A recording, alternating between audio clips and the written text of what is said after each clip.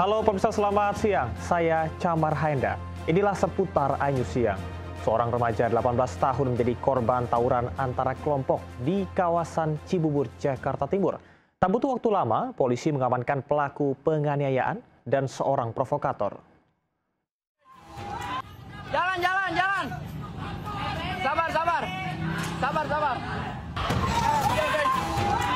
Dalam rekaman video amatir warga, terlihat aksi tawuran antar kelompok remaja yang terjadi di Jalan Taruna Jaya, Cibubur, Ciracas, Jakarta Timur. Nampak kedua kelompok saling serang menggunakan senjata tajam jenis celurit berukuran besar. Nahas dalam aksi tawuran ini, seorang remaja berinisial MI, 18 tahun, tewas usai mendapat sabetan senjata tajam pada bagian punggungnya.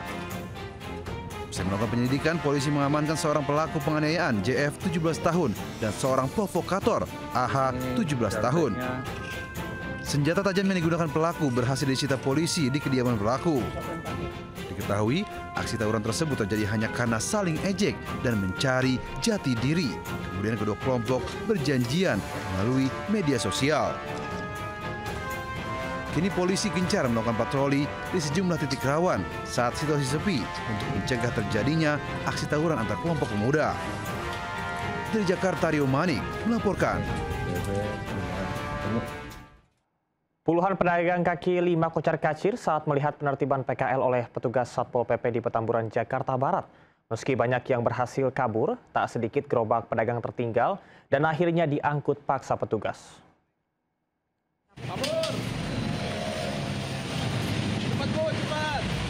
Secepat kilat, belasan pedagang kaki lima ini langsung membawa gerobak mereka pergi dari tempat mangkal di Jalan Tanjung Duren Timur dan Jalan Kiai Tapa Grogol, Petamburan, Jakarta Barat.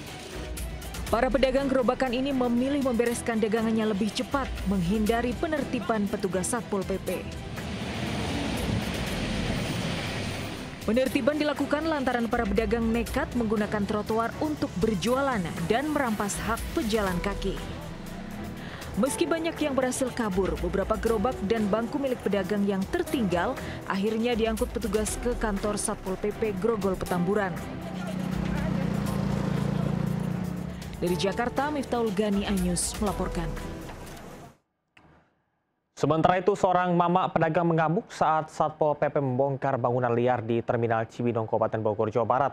Mama geram lantaran petugas dinilai tebang pilih saat pembongkaran.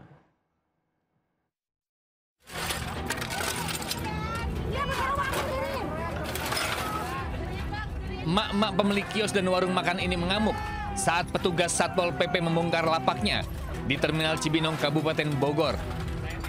Ia geram lantaran petugas dinilai tebang pilih saat melakukan pembongkaran.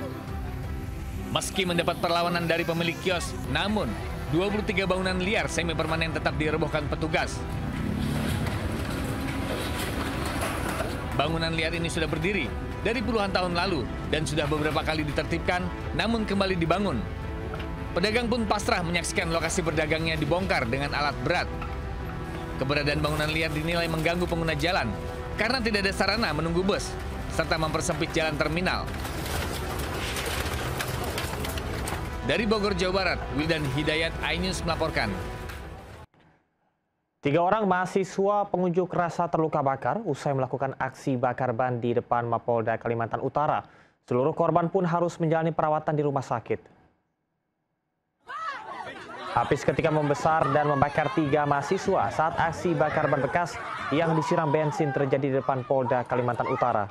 Sejumlah mahasiswa kocar kacir dan berusaha memadamkan api yang membakar korban. Seluruh korban harus dilarikan ke rumah sakit akibat luka bakar. Usai kejadian, Ketua Himpunan Mahasiswa Islam Bulungan mendesak polisi bertanggung jawab. Aksi unjuk rasa ini menuntut Kapolda Kaltara mundur karena tidak tegas menangani kasus hukum yang melibatkan oknum polisi. Salah satunya adalah kasus 4 oknum polisi termasuk Kasat Narkoba Polres Bulungan yang terlibat penyalahgunaan narkoba.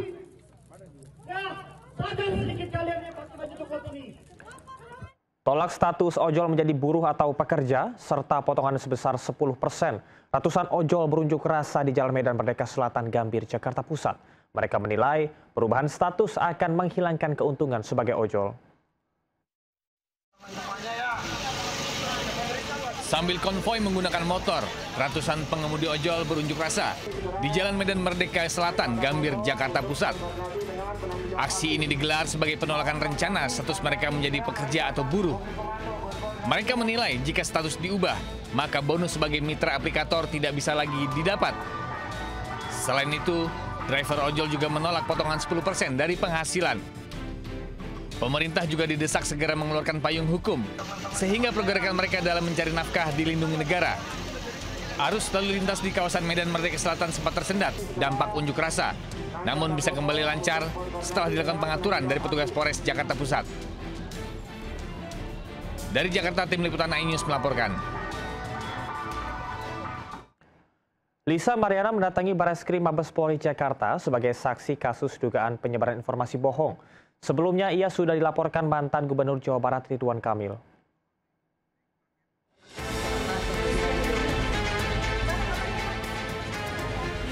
Lisa Mariana dan kuasa hukumnya memenuhi panggilan penyidik Bareskrim Polri sebagai saksi yang sempat tertunda terkait laporan mantan Gubernur Jawa Barat Ridwan Kamil di Mabes Polri, Jalan Trunojoyo, Jakarta Selatan. Kedatangan Lisa sambil membawa sejumlah bukti untuk diberikan pada penyidik. Lisa Mariana mengaku dirinya sudah siap menjalani pemeriksaan terkait dugaan penyebaran informasi bohong. Siap dong, selalu siap. Ada bukti yang dibawa untuk diserahkan ke penyidik? Ada. Apa aja Bang kira-kira? Ya, Nanti aja karena kita udah ditunggu. Sebelumnya Lisa Mariana juga diperiksa penyidik Ditreskrim Cyber Polda Jawa Barat terkait kasus video porno yang diduga dibintanginya dan sudah tersebar di media sosial. Berstatus sebagai saksi, Lisa diperiksa selama 5 jam dan dicecar 30 pertanyaan. Usai pemeriksaan, Kabid Humas Polda Jawa Barat membenarkan Lisa Mariana merupakan pemeran video porno bersama teman prianya berinisial F dan beredar luas di media sosial. Polisi akan memperluas penyelidikan terkait siapa pihak penyebar video porno Lisa Mariana. Tim liputan iNews melaporkan. Pemirsa, seorang siswa di SMA Negeri 6 Garut, Jawa Barat ditemukan tak bernyawa di kamar tidurnya di hari pertama masuk sekolah. Korban diduga depresi karena dirundung guru dan teman-temannya. Pemprov Jawa Barat menurunkan tim investigasi dan menonaktifkan kepala sekolah. Awalnya kumaha eta teh? Awalnya makan nuju ngerjakeun di bangku. Nah, tiba-tiba di piwarang ieu kapayun lah gitu. Sauran. Udah mohon di sauran, disamperkeun. Terus pas kapayun teh tiba-tiba ditarik di payun di tengah kelas gitu. Payunan teh. Di kelas eta teh. Di kelas. Seueur jam ningali berarti. Seueur. Mendengar pengakuan anaknya dirundung di sekolah, Ibunda PN, siswa kelas 10 SMA Negeri 6 Garut, Jawa Barat mengunggah cerita di media sosial. Sang ibu menceritakan perubahan perilaku anaknya akibat kerap dirundung teman-temannya. Dia menjadi pemurung. Saat bertemu Gubernur Jawa Barat Deddy Mulyadi, ibu korban juga menceritakan kondisi putranya yang mengalami depresi. Ditemukan tidak bernyawa Senin lalu tepat di hari pertama masuk sekolah. Namun pihak sekolah membantah dan menegaskan tidak ada perundungan terhadap korban.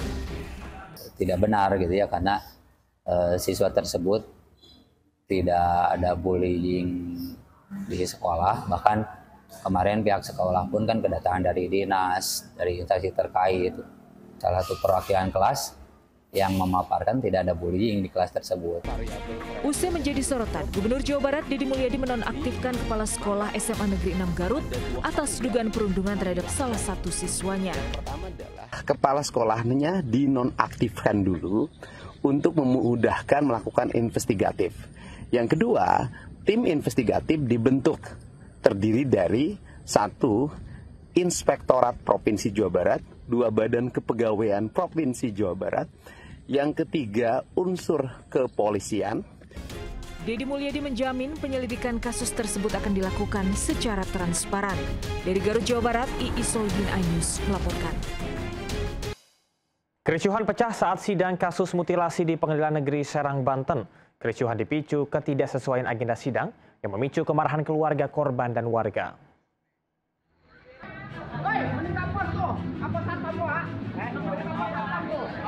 Salah satu keluarga korban kasus mutilasi pingsan usai mendengar kronologi penemuan jasad saudaranya yang dimutilasi saat persidangan digelar di Pengadilan Negeri Serang.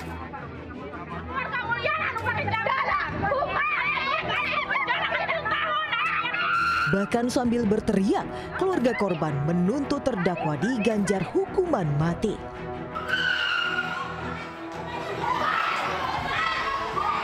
Sebelumnya ratusan warga sudah memadati ruang sidang untuk mengikuti proses hukum terdakwa M, pelaku kasus mutilasi di Gunung Sari. Sidang mendadak memanas saat agenda yang seharusnya menghadirkan saksi tim forensik digantikan 2 saksi ahli dari Polresta Serang. Kericuhan pecah saat keluarga korban meluapkan kekecewaannya kepada aparat yang bertugas menjaga keamanan persidangan.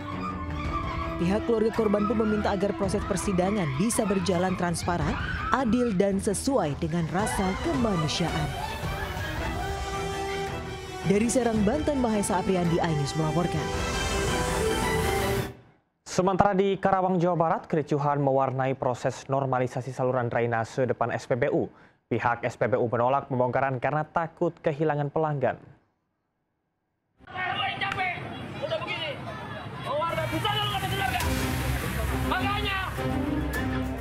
Polisi bersama Muspika Kecamatan Batu Jaya terlibat adu mulut dengan pengelola SPBU di wilayah Desa Kerajaan, Kecamatan Batu Jaya, Kabupaten Karawang, Jawa Barat.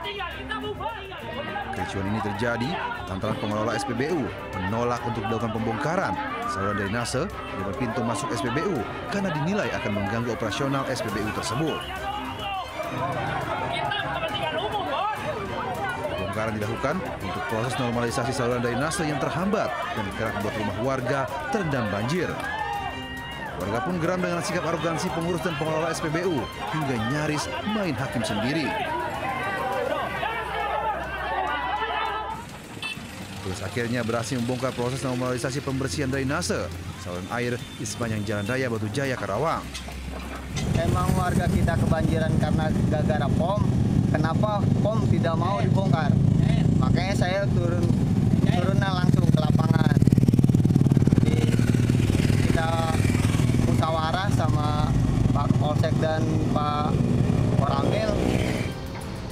Diketahui saluran air atau drainase yang tersumbat di kawasan tersebut kerap menjadi penyebab rumah warga terendam banjir. Dari Karawang, Jawa Barat, Rudi Setiawan melaporkan. Eksekusi lahan oleh Pengadilan Negeri Medan di Jalan Krakatau, ujung kota Medan berujung ricuh. Bahkan seorang warga terluka di kepala akibat dianiaya polisi.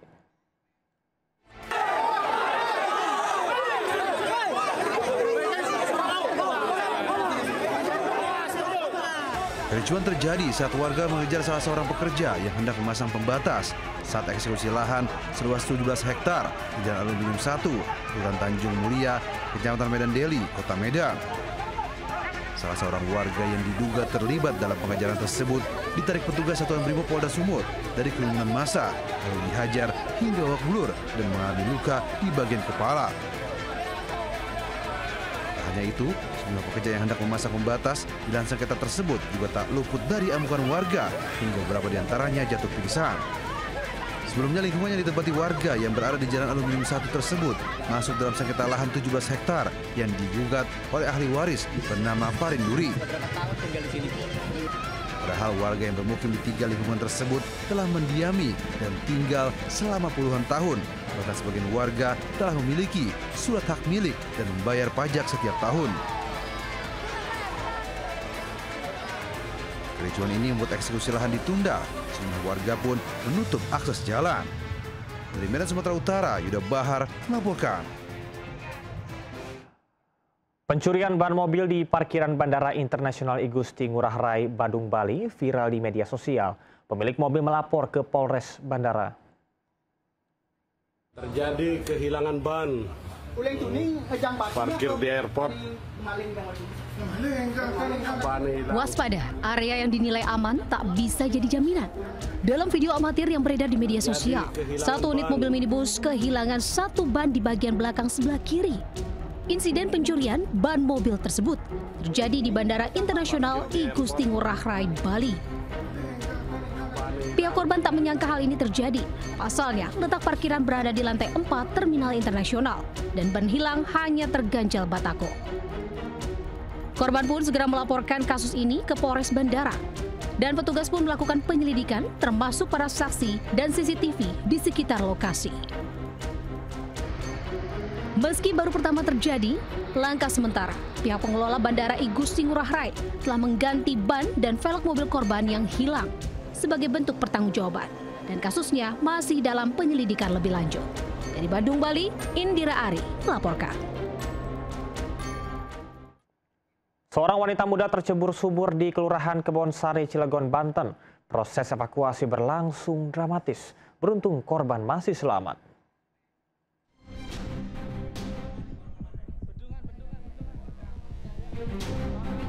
Petugas dari Dinas Pemadam Kebakaran dan Penyelamatan Kota Cilegon dibantu sejumlah warga berupaya mengevakuasi seorang wanita yang tercebur ke dalam sumur di Kelurahan Kebonsari, Kecamatan Citangkil, Kota Cilegon, Banten. Proses evakuasi sendiri berlangsung dramatis. Tugas harus ekstra hati-hati agar korban tidak kembali terjatuh saat diangkat ke permukaan. Sebelumnya korban yang berusia 26 tahun ini diduga depresi dan menceburkan diri ke dalam sumur. Pihak keluarga bersama tetangga langsung meminta pertolongan kepada petugas damkar. Setelah dievakuasi, korban langsung dilarikan ke puskesmas terdekat untuk penanganan medis. Petugas damkar Kota Cilegon juga mengimbau kepada masyarakat untuk selalu waspada dan berhati-hati agar peristiwa serupa tidak kembali terjadi. Dari Cilegon, Banten, Iskandar Nasution Ainis melaporkan. Lagi-lagi pendaki terjatuh di Gunung Rinjani. Kali ini pendaki asal Belanda, Sarah Tamar van Houten, terjatuh saat melakukan pendakian di Gunung Rinjani, Nusa Tenggara Barat. Selain itu, pengelola Taman Nasional Gunung Rinjani kini menutup sementara pendakian.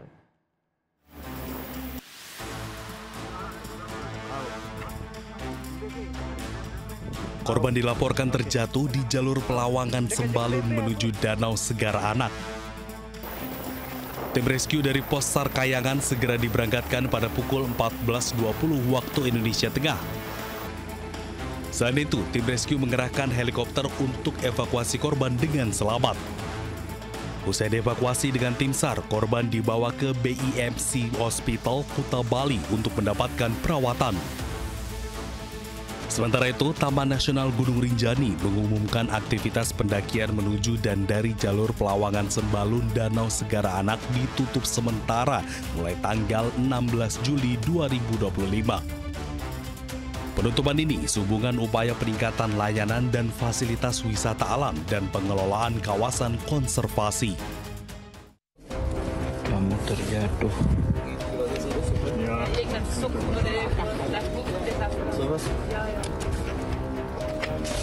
Dari sana. Helikopter berdiri. Sebelumnya, insiden kecelakaan di Gunung Rinjani kembali terjadi. Seorang warga negara asing asal Swiss bernama Benedict Marcel dilaporkan terjatuh di jalur pendakian menuju Danau Segara Anak, kawasan Gunung Rinjani. Korban berhasil selamat dan dievakuasi menggunakan helikopter. Tim Liputan iNews melaporkan. Ratusan warga menggeruduk Mapolres Bekasi Kota, Jawa Barat meminta 2 tahanan kasus dugaan pengeroyokan dibebaskan. Keluarga tahanan mengaku diperas penyidik polisi yang meminta uang damai 70 juta rupiah.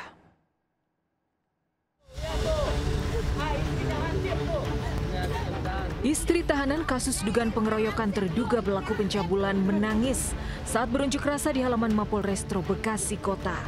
Sambil menggendong anak balitanya, sang istri meminta suaminya Budi Arianto yang sudah 10 hari ditahan untuk dibebaskan. Tak kuasa menahan kesedihan, istri tahanan ini bahkan pingsan di tengah unjuk rasa. Menurut keluarga, Budi Arianto dan Firmansyah yang bekerja sebagai security sama sekali tidak bersalah. Saat kejadian pengeroyokan, keduanya justru hendak mengamankan pelaku dari amuk massa. Namun usai pengeroyokan, keduanya dilaporkan balik terduga pelaku pencabulan, bahkan langsung ditangkap tanpa pemeriksaan. Bahwa ayah saya tidak pernah mengikat, apalagi menarik itu karena atas dasar teriakan dari warga dan massa di situ bakar ayah saya menyelamatkan. Selama proses penyelidikan, keluarga juga mengaku diminta uang damai oleh oknum penyidik polisi senilai 70 juta rupiah. Polres Bekasi belum berkomentar soal pernyataan keluarga terkait permintaan uang damai oleh penyidik polisi. Dari Bekasi, Jawa Barat, Rahmat Hidayat, iNews melaporkan. Seorang lansia terluka akibat ditabrak dua motor patroli jalan raya Polda Sumatera Utara. Diduga kedua anggota polisi tersebut melaju secara ugal-ugalan hingga membuat warga geram. Inilah dia. Inilah. Ini orang polisi. Pecer. Mana orang masyarakat. Rumah sakit Amerika. Inilah video amatir warga saat terjadinya tabrakan antara dua petugas PJR Polda Sumatera Utara dengan seorang lansia di Jalan Sisi Mangaraja, Kota Medan, Sumatera Utara. Diduga kedua petugas PJR tersebut ugal-ugalan dalam berkendara sehingga tidak melihat adanya seorang lansia yang hendak menyeberang jalan. Akibat peristiwa tersebut, korban mengalami luka di bagian kepala dan kondisi korban pingsan. Warga sekitar langsung evakuasi korban ke rumah sakit terdekat untuk mendapatkan perawatan medis. Meski begitu, pihaknya akan tetap melakukan sanksi tegas terhadap petugas jika dinilai melakukan pelanggaran. Dari Medan, Sumatera Utara, Aminur Rasid, iNews melaporkan. Petugas damkar membantu polisi melepaskan borgol yang macet di pergelangan pelaku curanmor di Surabaya, Jawa Timur. Borgol tak bisa dibuka lantaran gigi kunci rusak dan harus dipotong mesin gerindam ini.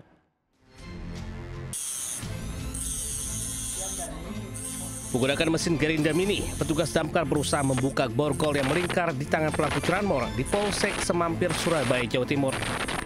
Sebelumnya borgol tidak bisa dibuka akibat lubang kunci rusak. Proses pelepasan borgol ini berlangsung lebih dari 1 jam. Kejadian bermula saat polisi mengamankan FR, seorang bandit spesialis curanmor. Pelaku tertangkap warga hingga babak belur di masa. Warga lalu melapor ke polisi hingga digelandang ke Polsek Semampir. Masalah muncul saat petugas tak bisa membuka borgol yang terpasang di tangan tersangka lantaran diduga gigi borgol tak berfungsi. Hingga kini kasus curanmor masih ditangani penyidik Polsek Semampir dan pelaku akan dijerat pasal pencurian. Dari Surabaya, Jawa Timur, Sony Hermawan, iNews melaporkan. Akibat gigitan ular berbisa, bocah berusia 11 tahun tak sadarkan diri dan dirawat di rumah sakit selama 1 bulan di Semarang, Jawa Tengah. Korban digigit ular saat berada di dalam kamar rumahnya.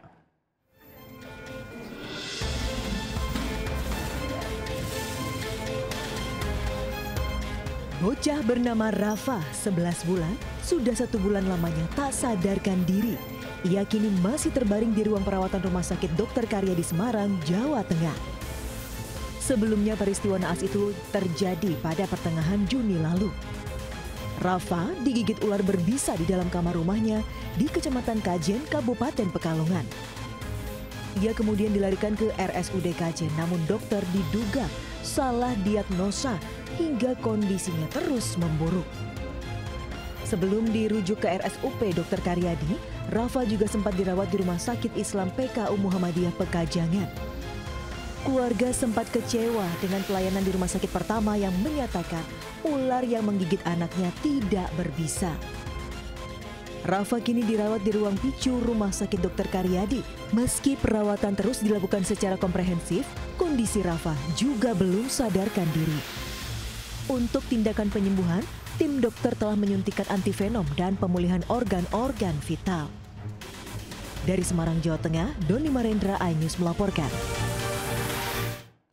Kita ke informasi mancanegara. Pemirsa, seorang pembawa berita televisi Suriah panik dan meninggalkan siaran langsung saat serangan udara Israel menghantam Damaskus Rabu kemarin. قال وزير الدفاع الاحتلال الإسرائيلي إسرائيل كاتس إن الجيش سيواصل مهاجمة قوات.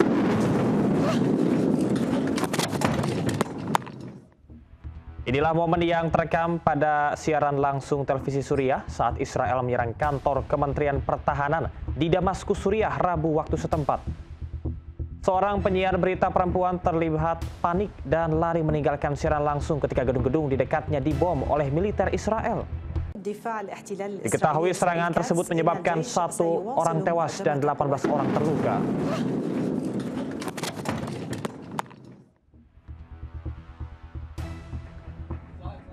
Pasukan Suriah menarik diri dari Suwaida di tengah gencatan senjata baru setelah serangan Israel 2 hari lalu.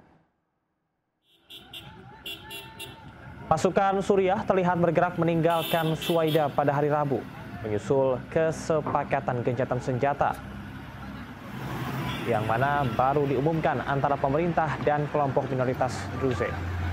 Rekaman video menunjukkan kendaraan-kendaraan militer dilaporkan meninggalkan daerah tersebut setelah serangan Israel di Damaskus pada hari sebelumnya. Serangan Israel yang ditujukan untuk membela penduduk Druze telah meningkat dalam beberapa minggu terakhir, dimulai dengan bentrokan antara suku Badui dan Druze sebelum pemerintah mengerahkan pasukan di daerah tersebut.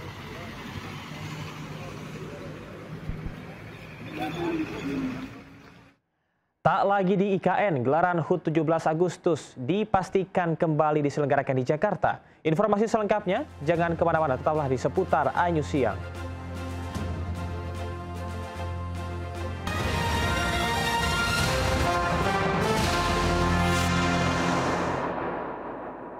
Pemirsa, gelaran HUT RI ke-80 dipastikan akan diselenggarakan di Jakarta, bukan di Ibu Kota Nusantara, IKN, seperti tahun lalu.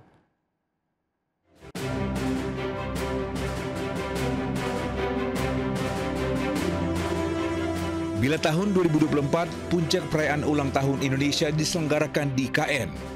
Berbeda dengan perayaan HUT RI tahun ini. Puncak perayaan ulang tahun Indonesia yang ke-80 rencananya akan digelar di Jakarta. Pernyataan ini disampaikan oleh Kepala Kantor Komunikasi Kepresidenan Republik Indonesia, Hasan Nasbi. Pelaksanaan perayaan 17 Agustus akan dilaksanakan di Jakarta. Mengenai logo dan tema peringatan 17 Agustus tahun ini, perayaan kemerdekaan kita, perayaan 80 tahun kemerdekaan kita, akan segera di-launching. Meski puncak perayaan Hari Kemerdekaan digelar di Jakarta, namun otorita IKN tetap akan menyelenggarakan upacara Hari Ulang Tahun Republik Indonesia. Perayaan akan digelar secara internal. Sejumlah perlombaan dan pertandingan pun akan digelar di lapangan Persatuan Sepak Bola Seluruh Indonesia IKN.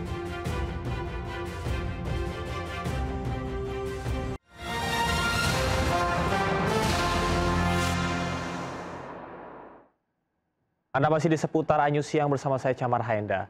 Ajang pencarian bakat musik paling prestisius Indonesian Idol ke-14 hadir di Banjarmasin.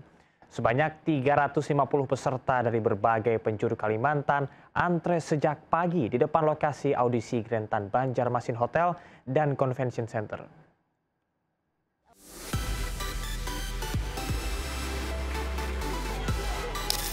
Sudah sejak pagi, antrean peserta Indonesian Idol 14 sudah mengular di depan Hotel Grand Tan Banjarmasin, Kalimantan Selatan. Banyak di antara mereka rela datang dari luar kota demi mengikuti audisi yang digelar di Kalimantan Selatan ini. Total 350 peserta terdaftar dalam audisi Indonesian Idol 14, salah satunya Isel, asal Kapuas yang harus rela menempuh perjalanan sejauh 180 km menggunakan kendaraan pribadi.